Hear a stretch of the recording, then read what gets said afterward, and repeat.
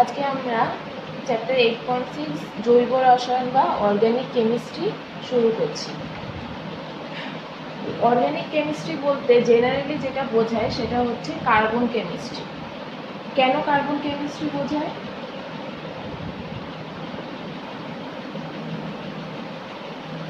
Inorganic কেমিস্ট্রিতে যখন আমরা পড়েছি তখন দেখেছি ইনঅর্গানিক যে কম্পাউন্ডগুলো আছে তার মধ্যে কিছু কম্পাউন্ড থাকতে পারে কার্বন আছে, তার মধ্যে কার্বন ক্যারি করে অথবা কার্বন ক্যারি করে না, ঠিক আছে। কিন্তু অর্গানিক কেমিস্ট্রিতে প্রথম যে অর্গানিক কম্পাউন্ডটা তৈরি করেছিল সেই কম্পাউন্ডটা তৈরি হয়েছিল অ্যামোনিয়াম আইসোসায়ানেট থেকে। সেই অর্গানিক কম্পাউন্ডটার নাম হচ্ছে ইউরিয়া, ঠিক আছে। অ্যামোনিয়াম আইসোসায়ানেট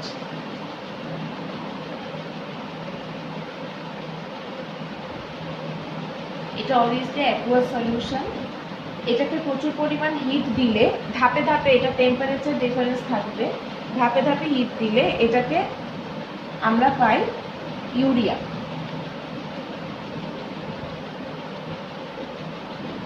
এই প্রথম করার পর তারপরে বিভিন্ন বিজ্ঞানীরা, এটা প্রবাবলি 1828-এর পরে হয়েছিল, 1784-এ প্রথম বিজ্ঞানী ল্যাভয়েসিয়ার প্রথম এই অর্গানিক যে কম্পাউন্ডগুলো সেটা থেকে জানায় যে সেটা মানে অবজার্ভ করে জানায় যে জৈব পদার্থের বা অর্গানিক কম্পাউন্ডের মেইন যে এলিমেন্টটা সেটা হচ্ছে কার্বন। আর এরপরে ওলার 1845-এ কোলবে অ্যাসিডিক অ্যাসিড তৈরি করে, তারপর 1856-এ বার্থেলো মিথেন সংশ্লেষ করে। এরা তারপর পরবর্তীকালে সবসময় জানতে পারলো প্রত্যেকটা এক্সপেরিমেন্টের পরে যে কোনো অর্গানিক কেমিস্ট্রি যে কোনো অর্গানিক কম্পাউন্ড এই কার্বন ক্যারি করে।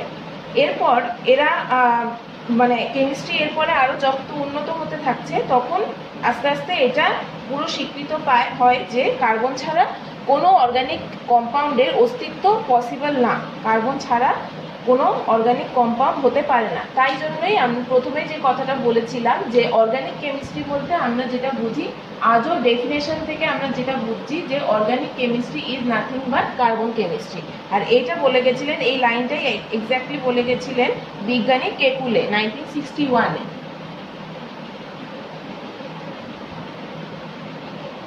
এবার এই অর্গানিক কেমিস্ট্রি বা কার্বন কেমিস্ট্রিতে আমরা কিছু পড়ার সময় কিছু সেম প্রপার্টিজ দেখতে পারবো বা সেম ধর্ম দেখতে পারবো। সেই ধর্মগুলোর মধ্যে আমাদের দুটো যে ইম্পর্টেন্ট ধর্ম, তোমরা তার মধ্যে একটা টার্মের সাথে পরিচিত আর একটা টার্ম এখনো জানো না। একটা হচ্ছে আইসোমারিজম বা সমবায়বতা, এটা তোমরা জানো।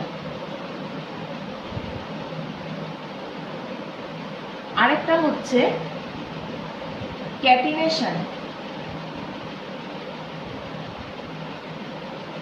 প্রপার্টি বা ক্যাটিনেশন ধর্ম।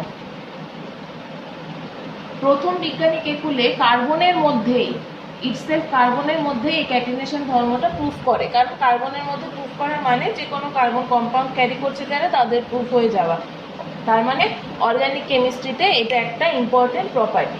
এটা আমরা জানি, এটা আমরা এখনো জানি না, এটা আমরা জানি।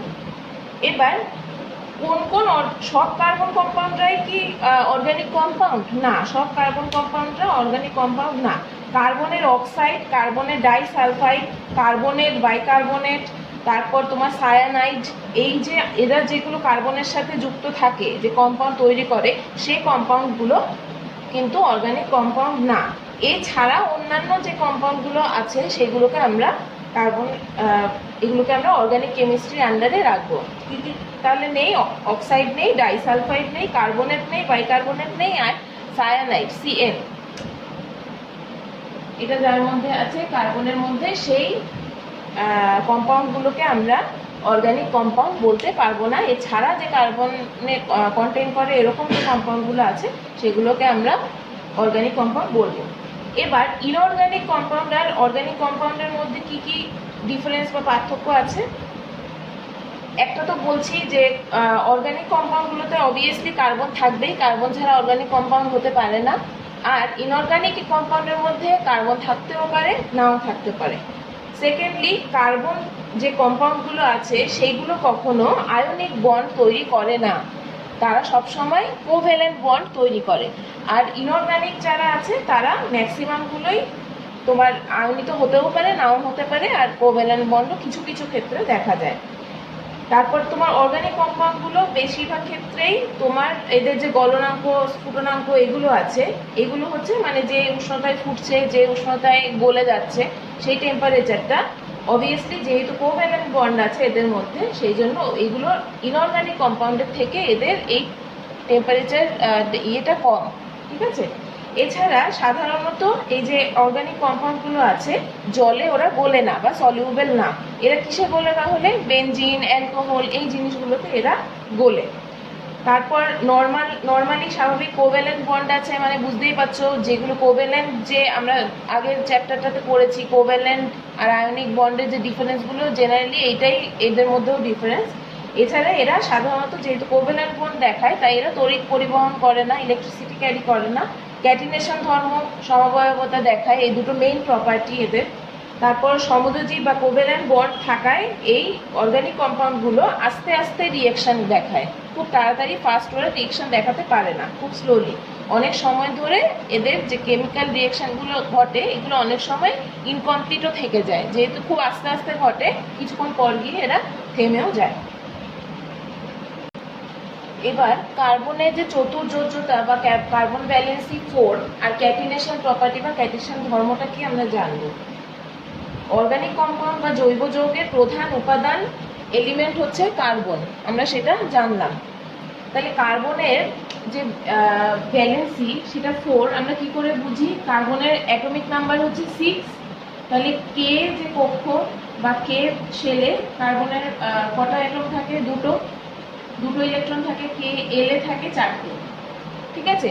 তার মানে আমরা কি জানি, এইরকম ভাবে আমরা অ্যাটমিক স্ট্রাকচারগুলো ড্র করি। তাহলে ফার্স্ট অ্যাটম, প্রথম শেলে দুটো থাকে, তারপরে শেলে কার্বনের এরকম ভাবে 4টে থাকে। তা আমরা লাস্ট শেলটাকে ভ্যালেন্স শেল বলি বা যোজ্যতা কক্ষ বলি। তাহলে ভ্যালেন্স শেলে কার্বনের অ্যাটমিক নাম্বার কত? 4। তা আমরা কি জানি, কোনো এলিমেন্ট তার যে বাইরের কক্ষের যে অ্যাটমগুলো থাকে সেগুলোকে দিয়ে বা নিয়ে, কোনো অ্যাটম বাইরের কক্ষের থেকে দিয়ে বা নিয়ে ওরা কি হয়, নিয়ারেস্ট ইনার্ট গ্যাসের মতো হতে চায়, মানে অষ্টপূর্তি করতে চায়, নিয়ারেস্ট ইনার্ট গ্যাসের মতো হতে চায়।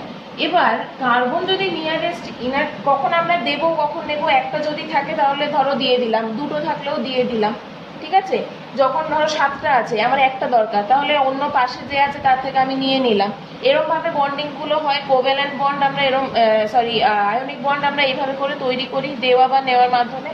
কিন্তু যখন কার্বন দেখছে যে কার্বনে আমরা দেখছি 4টে আছে, তাহলে আমার আরো 4টে দরকার না, আমি 4টে দিয়ে দিচ্ছি, 4টে দিতে গেলেও আমার প্রচন্ড ফোর্সের দরকার, 4টে নিতে গেলেও প্রচন্ড ফোর্সের দরকার। তাহলে এটা দেওয়া বা নেওয়ার জন্য নিয়ে ও কিছু করতে পারবে না। সেই জন্য ওকে কি করতে হবে, অন্য কোনো নিয়ারেস্ট কার্বন অ্যাটম খুঁজতে হবে। সেখানেও তার মানে ওর লাস্টে কটা থাকবে? 4টে। তার মানে এই কার্বন অ্যাটমটারও আমার 4টের দরকার। তাহলে ও কি করবে, এই বন্ডগুলোর সাথে, এই অ্যাটমগুলোর সাথে একটা এরকম ভাবে বন্ডিং তৈরি করবে, যেটাকে আমরা কি বলি, কোভ্যালেন্ট বন্ড বা সমযোজ্যতা। দুজন শেয়ারিং এর মাধ্যমে দুজনের সাথে বন্ডিং তৈরি করেছে, ওটাও ওকে দিচ্ছে, ওর কাজে লাগছে, ওটাও ওকে দিচ্ছে, ওর কাজে লাগছে। এইভাবে কার্বন অ্যাটমগুলো নিজেদের মধ্যে কোভ্যালেন্ট বন্ডটা তৈরি করে। কার্বন জানি নন মেটালিক, অধাতু। ঠিক আছে। পর্যায় সারণীতে কার্বনের পিরিয়ডিক টেবিলে কার্বনের প্লেসমেন্ট কোথায়? গ্রুপ 14-এ। ঠিক আছে।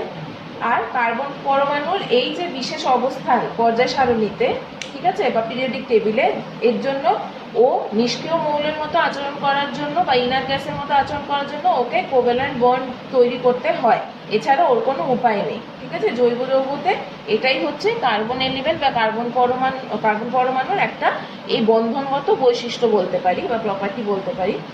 এবার এই যে আমাদের কার্বন পরমাণুর, কার্বনের সবসময় মনে রাখবে 4টে হাত থাকে, 1 2 3 4টে, কার্বনের 4টে হাত। এবার 4টে হাতে কারা বসে? 4টে হাতে বসে 4টে এইচ বা হাইড্রোজেন কোনো কম্পাউন্ড তৈরি করার জন্য। এবার কার্বনের তো 4টেই হাত, তাহলে একটা কার্বনের 4টে হাতে যখন 4টে এইচ বসে, তাহলে এটা সিম্পলেস্ট কম্পাউন্ড কার্বনের। তাহলে এই সিম্পলেস্ট কম্পাউন্ডটার নাম কি? সি একটা, এইচ কটা? 4টে। এটার নাম কি সবাই আমরা জানি, এটার নাম হচ্ছে মিথেন। তাহলে কার্বনের সিম্পলেস্ট কম্পাউন্ডের নাম হচ্ছে মিথেন, সরলতম জৈব যৌগ হচ্ছে মিথেন। তাহলে এই মিথেন অণুর প্রথমে গঠন সংকেতটাতে বোঝা গেছিল যে কার্বনের সমযোজ্যতা বা 4 হয় যোজ্যতা। এটা প্রথম যেটা যে বলেছিলেন, মানে যিনি এই মডেলটা তৈরি করে দেখিয়েছিলেন, এই মডেলটা, এটার অ্যাঙ্গেলগুলো বলেছিলেন, এটার যে গঠনটা, স্ট্রাকচারটা কি হবে সেটা বলেছিলেন, তিনিও ছিলেন বিজ্ঞানী কেকুলে, যে ক্যাটিনেশন প্রপার্টিটা প্রথম অবজার্ভ করেন। প্রথমে কার্বন বন্ডগুলোর মধ্যে যে দেখতেই পাচ্ছি আমরা, চোখে দেখেই বুঝতে পারবো এটা কার মতো লাগছে, এই অ্যাঙ্গেল যেগুলো আছে এগুলো সব 90 ডিগ্রি মনে হচ্ছে। কিন্তু পরবর্তীকালে অন্য একজন বিজ্ঞানী 1874-এ বিজ্ঞানী ভ্যান হফ আর লাবেল, এরা অন্য কিছু অর্গানিক কম্পাউন্ডকে নিয়ে কাজ করার সময় ওরা তখন এই যে মিথেনের যে এই 3D মডেল তৈরি করেছিলেন, এটা হচ্ছে প্ল্যানার, এটা সিম্পলি প্ল্যানার একটা মডেল, এটা 2Dতে আমরা প্লেস করতে পারছি। যখন এই 3D মডেলটা ওরা দেখেছিলেন, এটা অ্যাকচুয়ালি পিছন দিকে আছে, এটা এখানে 2Dতে ড্র করার সময় বোঝা যাচ্ছে না, তোমাদের বইতেও এই মডেলটার ছবিটা থাকবে, বইতে দেখলে বুঝতে পারবে। এই যে বন্ডটা দেখছো এগুলো কিন্তু সব সিঙ্গেল বন্ড, এটা জাস্ট ড্র করা মডেল বলে এইভাবে ড্র করা আছে, এগুলো সিঙ্গেল বন্ড। এই ইয়েটা পিছনে আছে, এই যে ইয়েটা, এই বন্ডিংটা পিছনে আছে, এইগুলো সব হচ্ছে এইচ, এটা হচ্ছে সি, ঠিক আছে। এই পিছনে থাকার ফলে এই যে 3D মডেলটা বিজ্ঞানী ভ্যান হফ আর লাবেল দেখিয়েছিলেন, এইটা থেকে দেখা যায় যে কার্বনের যে 4টে যোজ্যতা আমরা দেখতে পেয়েছি, 4 যে ভ্যালেন্স, সেটার যে কৌণিক ব্যবধান, মানে এই যে অ্যাঙ্গেল ডিস্টেন্সগুলো, এই অ্যাঙ্গেল ডিস্টেন্সগুলো, এইগুলোর মান হচ্ছে 109 ডিগ্রি 28 মিনিট, 90 ডিগ্রি নয়। 3D মডেলে অ্যাঙ্গেলটা চেঞ্জ হয়ে যায়, তাই আমরা পরবর্তীকালে যখন এটা সমাধান করা হলো 90 ডিগ্রি থেকে, আমরা এখন যেটা জানবো যে কার্বন পরমাণুর অ্যাকচুয়ালি সি আর এইচ এর মাঝখানে যে বন্ডিংটা, সেটার ডিফারেন্স হচ্ছে 109 ডিগ্রি 28 মিনিটস করে। এইভাবে 4টে এই এক্স রে বিশ্লেষণ করে, এক্স রে যেটা, সেটা থেকেও এই মডেলটার সত্যতা প্রমাণিত হয়েছিল পরবর্তীকালে। এবার কার্বনের ক্যাটিনেশন ধর্মটা কি? কার্বনের ক্যাটিনেশন ধর্মটা কাকে বলে? কার্বন কম্পাউন্ডগুলো, অর্গানিক কম্পাউন্ডের মধ্যে একমাত্র কার্বন কম্পাউন্ডগুলোর মধ্যেই একটা রিপিটেশন প্রপার্টি দেখা যায়। সেই রিপিটেশনটা হচ্ছে লং চেইন বা ক্লোজড চেইন অথবা সাইড চেইন, এগুলো ফর্ম করার। চেইন মানে কি? চেইন মানে হচ্ছে কিছুই না, আমরা দেখেছি কার্বন কম্পাউন্ডের মধ্যে সব থেকে সিম্পলেস্ট কম্পাউন্ডের নাম হচ্ছে মিথেন। কেন সিম্পলেস্ট এটা? কারণ একটা কার্বনের 4টে হাত, 4টে হাতে একটা একটা এইচ বসেছে, মিনিমাম এটা বসতেই হবে, ক্রাইটেরিয়া ফলো করো, তাহলে এটা মিথেন।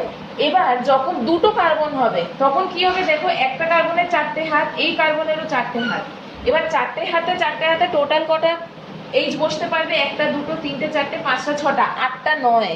এটাতে 4টে মানে এটাতে 8টা, এটাতে 12টা, এমন হবে না কিন্তু, 4টে এক্সট্রা না।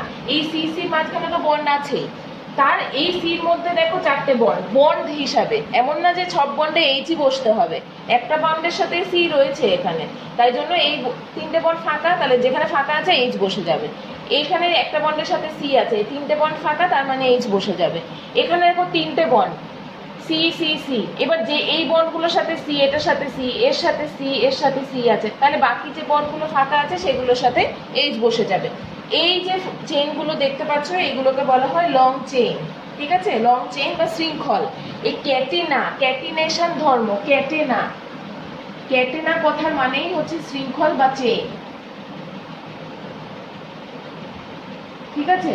তাই এই যে প্রবণতা কার্বনের বারবার চেইন দিয়ে বড় বড় করে দীর্ঘ শৃঙ্খল বা শাখা শৃঙ্খল তৈরি করার, এই প্রপার্টিটাকে বলা হয় ক্যাটিনেশন প্রপার্টি বা ক্যাটিনেশন ধর্ম, যার জন্য কার্বন কার্বন বন্ডিং তৈরি করে বড় বড় চেইন তৈরি করতে পারে।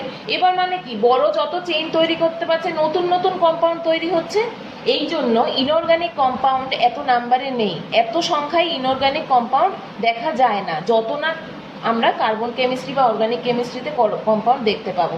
জৈব যৌগ বা অর্গানিক কম্পাউন্ড প্রচুর, তার তুলনায় ইনঅর্গানিক বা অজৈব যৌগের সংখ্যা অনেক কম। আচ্ছা, এবার কার্বন পরমাণুগুলো বা কার্বন অ্যাটমগুলো নিজেদের কম্পাউন্ডের মধ্যে রিং হয়েও থাকতে পারে। এইটার নাম হচ্ছে শাখা শৃঙ্খল। ঠিক আছে, শাখা শৃঙ্খল এইরকম ভাবে ধরো এরকম পরপর আছে, এটা যেমন নর্মাল আছে পাশাপাশি সিসি, এবার এই সির সাথে এই সি নিচে যাচ্ছে, এই শৃঙ্খলগুলোর নাম হচ্ছে শাখা শৃঙ্খল। আর এই শৃঙ্খলগুলোর নাম হচ্ছে, মানে এটা হচ্ছে লং চেন জাস্ট। ঠিক আছে, আর এগুলো হচ্ছে ক্লোজড রিং। ক্লোজড কেন? এই দেখো এটার মধ্যে একটা বন্ধ, এইরকম ভাবে চারটে বন্ধ। এই বন্ধ মানে এখানে সি সি আছে, দেখো এই সির মধ্যে চারটে হাত, একটা দুটো তিনটে চারটে, তাহলে এগুলো ফাঁকা, এগুলোতে এইচ বসে যাবে, এটাতে সি এটাতে সি আছে। এই সিতে চারটে হাত, দেখো একটা দুটো তিনটে চারটে, তাহলে এই সির মধ্যে এখানে সি আছে এখানে সি আছে, এই দুটোতে এইচ বসে যাবে। এই সির চারটে হাত, একটা দুটো তিনটে চারটে, এখানে এখানে সি আছে, তাহলে এখানে এখানে এইচ বসে যাবে। ফাঁকা জায়গায় সবসময় এইচ বসে যাবে। এখানে দেখো যেগুলো ফাঁকা জায়গায় এখানে এইচ বসে যাবে। ঠিক আছে, এগুলো দেখো বন্ধ আকারে আছে, খোলা নেই, সেই জন্য এগুলোকে বলা হয় ক্লোজড রিং বা ক্লোজড চেন। ঠিক আছে, বা বদ্ধ শৃঙ্খল। এবার এই যে সি গুলোর সাথে শুধু যে আমরা এইচ বসাতে পারবো তা নয়, সি এর সাথে অন্য অন্য যে কোনো কিছু বসতে পারে। যে কি কি বসতে পারে, যেরকম এইচ ও এন সিএল এগুলো সব বসতে পারে। ঠিক আছে, এইচ যেমন বসছে সেরকম ও বসতে পারে, এন বসতে পারে, সিএল বসতে পারে, এগুলো সব বসতে পারে। এগুলো আমরা ধীরে ধীরে শিখবো। এবার কার্বন পরমাণু কটা বন্ডিং তৈরি করতে পারে আমরা আগেই পড়েছি, ইনঅর্গানিকেও পড়েছি, এর আগেও পড়েছি, কোভ্যালেন্ট বন্ডিং আয়নিক বন্ডিংও পড়েছি। কটা তৈরি করতে পারে? ত্রিবন্ধন পর্যন্ত তৈরি করতে পারে। যখন এক বন্ধন থাকে, মিথেনের যেরকম এক বন্ধন থাকে, তখন এই যে বন্ডিং গুলো আছে, এবার এই যে বন্ধন কোণগুলো আছে, যখন সিঙ্গেল বন্ড হবে, সিঙ্গেল বন্ডের মধ্যে আমরা এটা আগেই জেনেছি মিথেনের যেরকম, সে 109 ডিগ্রি 28 মিনিট। অ্যাঙ্গেল কোণগুলো কার কার মধ্যে? HCH মানে এইচ এর সাথে সি, তার সাথে আবার এইচ, আর এখানে HCC মানে HCH, এই অ্যাঙ্গেল কোণটা, বা HCC। ঠিক আছে, HC এখানে তো একটাই সি আছে, তাই অন্য মেটাল হলে, কম্পাউন্ড হলে আমরা দেখাতে পারতাম। এবার এর ক্ষেত্রেও তাই HCC এই অ্যাঙ্গেলটা, আর HCH এই অ্যাঙ্গেলটা, HCC মানে এই অ্যাঙ্গেলটা, HCH মানে এই অ্যাঙ্গেলটা, এই দুটোই হচ্ছে 120 ডিগ্রি করে। এগুলো কাদের? ডবল বন্ড যাদের মধ্যে আছে। আর ট্রিপল বন্ড যাদের মধ্যে আছে, এটা সিম্পলেস্ট, ডবল বন্ডের মধ্যে দুটো আছে, দুটো তো থাকতেই হবে, ডবল বন্ড করতে হবে। তিনটে যার আছে অ্যাসিটিলিন, তাদের মধ্যে HCC বন্ড, HCC। ঠিক আছে, এই বন্ডটা হচ্ছে 180 ডিগ্রি। ঠিক আছে, এটাও করতে গেলে HCC, এটাও করতে গেলে HCC, সেজন্য এই বন্ডগুলো হচ্ছে সবকটা 180 ডিগ্রি করে দিচ্ছ প্লেনার। এবার এই যে single bond, double bond, triple bond, এদের কিছু কিছু নাম আছে। এই সিঙ্গেল বন্ড যে কম্পাউন্ডগুলো, এদেরকে বলা হয় অ্যালকেনস। ডবল বন্ড যাদের বলে আছে যারা, তাদেরকে বলে অ্যালকিনস। আর ট্রিপল বন্ড যারা আছে তাদের বলে অ্যালকাইন্স। অ্যালকিন, অ্যালকাইন্স। ঠিক আছে, এদেরকে বলা হয় কি? অ্যালকেনস, অ্যালকেন, বাংলাতেও অ্যালকেন বলে। এদেরকে বলা হয় অ্যালকিনস, এদের বলা হয় অ্যালকাইন্স। ঠিক আছে, এবার এই যে অ্যালকেন যারা আছে তারা সিঙ্গেল বন্ড, তাদেরকে সম্পৃক্ত হাইড্রোকার্বন বলে। ঠিক আছে, হাইড্রোকার্বন বলে ওদেরকে। ঠিক আছে, জেনারেলি হাইড্রোকার্বন। হাইড্রোকার্বন কেন? এইচ আর সি আছে তাই হাইড্রোকার্বন। এবার এদের মধ্যে আমাদের সিলেবাসে C2H6, C2H4 আর C2H2 এই তিনটে জিনিসের গঠন আমাদেরকে জানতে হবে। এই তিনটে তোমাদের সিলেবাসে আছে। মিথেনটা তো জানলেই, এর মধ্যে আর এই তিনটে আমাদেরকে জানতে হবে, ইথেন, অ্যাসিটিলিন আর C2H6। ঠিক আছে, এবার যে গঠনগুলো আছে, ইথেনের আছে C2H6। ঠিক আছে, ইথেন দেখো একটা একটা এন, অ্যালকেন এন থাকে লাস্টে। ঠিক আছে, অ্যালকিন ইন থাকে, ইথিলিন ইন থাকে, আর অ্যালকাইন অ্যাসিটিলিন, বা এটার অ্যাকচুয়ালি অর্গানিক নাম হচ্ছে দুটো আছে, ইথাইন। ঠিক আছে, এর নাম অ্যাসিটিলিন বা ইথাইন। এই যে ইথেন, ইথাইন, মিথেন, মিথাইন, মিথিন, এইগুলো কি নাম? এইগুলোর নাম হচ্ছে ইউপেক নাম। এটা তোমরা এখানেই শিখবে, এরপরে আছে ফাংশনাল গ্রুপ আছে, এরপরে ইউপেক নাম শিখবে। তখন তোমরা এইগুলোর স্ট্রাকচার দেখেই বলে দিতে পারবে এর নাম কি। আননোন কোনো স্ট্রাকচার দেবে তোমাকে, তোমাকে নাম বলতে হবে, তুমি নাম নিজে থেকে বানিয়ে বলেই দিতে পারবে। আমরা যেরকমভাবে লাইফ সায়েন্সে আমরা সায়েন্টিফিক নেমটা কেন শিখি, কারণ আজকে ধরো আরশোলাকে আমরা আরশোলা বলে রাখছি, ঠিক আছে, বা আমকে আম বলছি, বা ইংলিশ যারা জানছে তারা ম্যাঙ্গো বলছে, ঠিক আছে, কিন্তু সব দেশে আমকে আম বা ম্যাঙ্গো, অনেকে ইংলিশও জানেও না, ঠিক আছে, সব কিছু তারা না তার নেটিভ ল্যাঙ্গুয়েজে তাদেরকে ডাকছে। সেই জন্য সায়েন্টিফিক নেমটা আমাদের জানার একটাই উদ্দেশ্য, যে একটা জেনারেল নাম থাকবে যেটা দিয়ে সবাই চিনবে, সায়েন্টিফিক্যালি সেই জিনিসটাকে চেনা যাবে। যেন ম্যাঙ্গিফেরা ইন্ডিকা বললে যেখানেই তুমি যাও না কেন, যে দেশে যেখানেই গ্রামে যাও না কেন, ওর সায়েন্টিফিক নেম ম্যাঙ্গিফেরা ইন্ডিকা, ম্যাঙ্গিফেরা ইন্ডিকাই থাকবে। সেরকমভাবে এই অর্গানিক কম্পাউন্ডগুলো এত নাম্বার অফ অর্গানিক কম্পাউন্ডস আছে মানে হিসাবের বাইরে, সেই জন্য এদের নামগুলোকে বিভিন্ন জায়গায় বিভিন্ন রকম হয়ে যায়। যেরকম আমরা এখানে অ্যাসিটিলিন বলে এটাকে বাজারে চিনি, কিন্তু এটার অ্যাকচুয়ালি অন্য জায়গায় অন্য নাম আছে।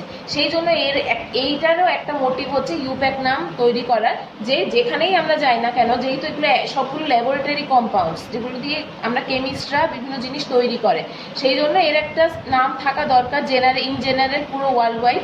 সেই জন্য ইউপ্যাক নামটাও অলমোস্ট সিমিলারিটি আছে, মানে মোটিভ আছে তৈরি করার ইসের মতো, সায়েন্টিফিক নেমের মতোই। তাহলে আমরা এখানে যেটা দেখছি, এই তিনটের গঠন বা স্ট্রাকচার তোমাদের সিলেবাসে আছে। তাহলে আমরা মিথেনেরটা তো আগেই আমরা দেখে নিয়েছি। মিথেনেরটা, ইথেন হচ্ছে এরকম, ইথ যখন দুটো কার্বন থাকে তাকে ইথ বলে, একটা কার্বন থাকলে মিথ বলে, তিনটে থাকলে প্রোপ বলে, চারটে থাকলে বিউট বলে, এটা পরে শেখাবো। এবার এখানে এটা হচ্ছে ইথেন, তাহলে দুটো আছে, এর সাথে বাকি ফাঁকা হাতে চারটে আর এইচগুলো বসিয়ে দেবো।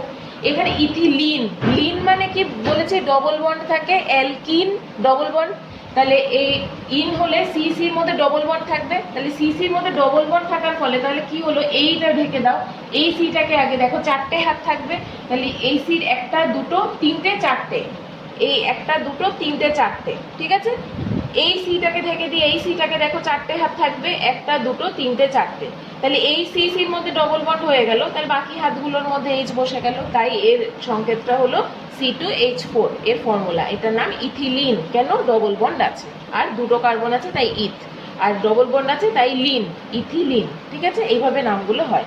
পরে অ্যাসিটিলিনটাতে দেখো ট্রিপল বন্ড আছে, তাহলে এই সিটাকে ঢেকে দাও, এই সিটার জন্য দেখো 1 2 3 4টে বন্ড, তাহলে এই সির সাথে তো সি বন্ডে রয়েছে, তাহলে এখানে একটা ফাঁকা আছে, এইচ বসাও, সেম এই সিটার জন্য, তাই একটা দুটো তিনটে চারটে বন্ড, এই সির সাথে এই সি রয়েছে, এখানে একটা এইচ বসাবে, ঠিক আছে, তাহলে এর নাম হলো, দুটো সি আছে তাই ইথ, যেহেতু অ্যালকাইন ট্রিপল বন্ড আছে বলে অ্যালকাইন, তাই ইথাইন, ঠিক আছে, বা এটার বাজারগত নাম হচ্ছে অ্যাসিটিলিন, C2H2, C2 দুটো CH2 দুটো H।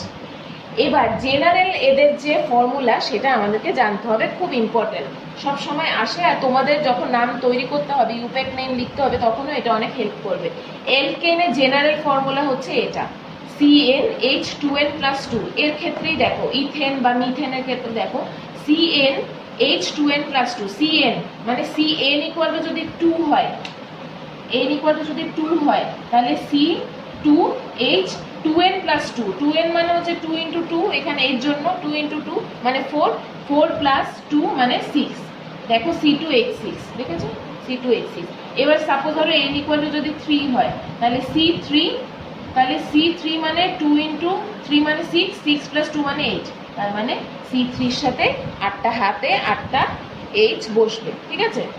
এবার এর ক্ষেত্রে দেখো অ্যালকিন, অ্যালকিনের n > 1 হবে, CnH2n > 1 কেন হবে, কারণ ডবল বন্ডের জন্য অবভিয়াসলি অন্তত দুটো কার্বন তো আমার দরকার, তাই তো, সেই জন্য C সবসময় 1 এর থেকে বড় হবে। সাপোজ ধরো এই C যদি 2 হয়, তাহলে H কটা হবে, 2 × 2 4, তাহলে C2H4, দেখো C2 এর সাথে H4।